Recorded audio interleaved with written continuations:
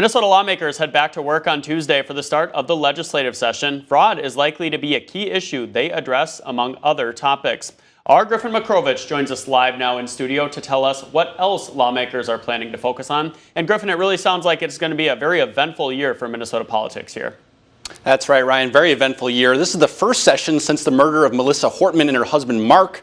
I spoke with Republican Senator Carla Nelson and DFLer Liz Bolden, who say the murder of Melissa Hortman, the ICE raids in the state, and the uncovering of fraud are all issues that will influence this upcoming legislative session. Both lawmakers tell me that the issue of fraud will be front and center in this legislative session. The Office of Legislative Auditor has been giving in detailed reports year after year in individual programs about potentials for fraud or where the weaknesses are.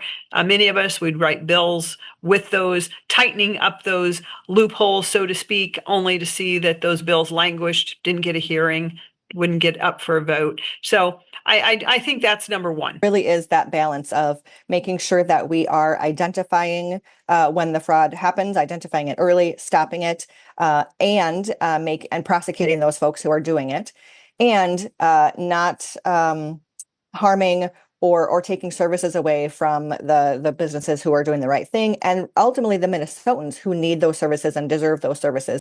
After several violent incidents involving lawmakers last year, security will be top of mind for Bolden and Nelson. It's going to be really difficult. It's going to be difficult to be back in that space without her, and also acknowledging my colleague Senator Hoffman and the attempt on his life as well. Safety is top of mind for us. I think it has changed the world. It's changed how we do our jobs.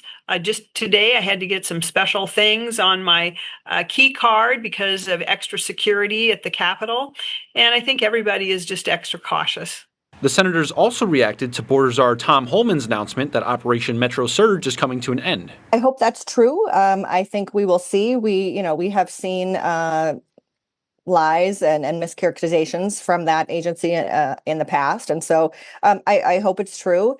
And I will say a couple of things. One, it's not okay for them to just move to another city and do the same thing. What has happened here should not be happening anywhere. I think we all would say that the operation has been very challenging and has led to results that nobody anticipated.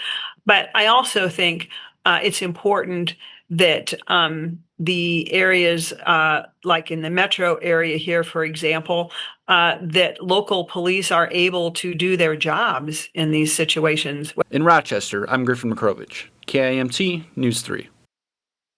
Now, it's important to note that for any legislation to make it past the finish line, there will need to be some compromise, as Minnesota's House remains tied between Republicans and Democrats. Ryan?